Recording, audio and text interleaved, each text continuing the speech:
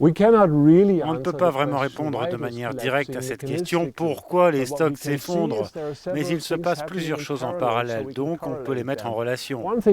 Un élément que l'on constate, c'est que le sud de la mer du Nord se réchauffe beaucoup. Vous savez, tous les scénarios de réchauffement de la planète de l'ordre de 2 degrés en 100 ans concernent une très très grande échelle géographique.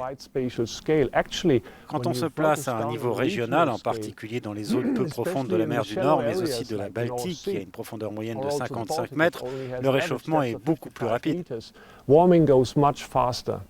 Ce qu'on peut dire, c'est qu'avec cette température en hausse, c'est tout l'écosystème qui change. C'est le cas de la période de prolifération des algues et de la présence des petites créatures qui nagent dans l'eau, dont les larves de cabillaud se nourrissent. On n'est plus certain que la correspondance entre ce que mangent les larves et ces moments de prolifération se fasse bien.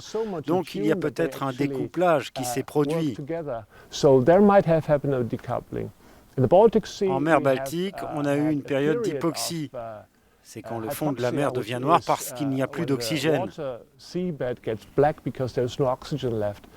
Et donc, toutes les populations de créatures qui vivent au fond et dont les cabillots se nourrissent se sont considérablement réduites. La pression de la pêche a certainement joué un rôle. Je ne suis pas sûr que ce soit encore le cas. Il est très difficile de dissocier les effets de la pêche et les effets des changements dans l'environnement. Et le plus souvent, ils vont de pair.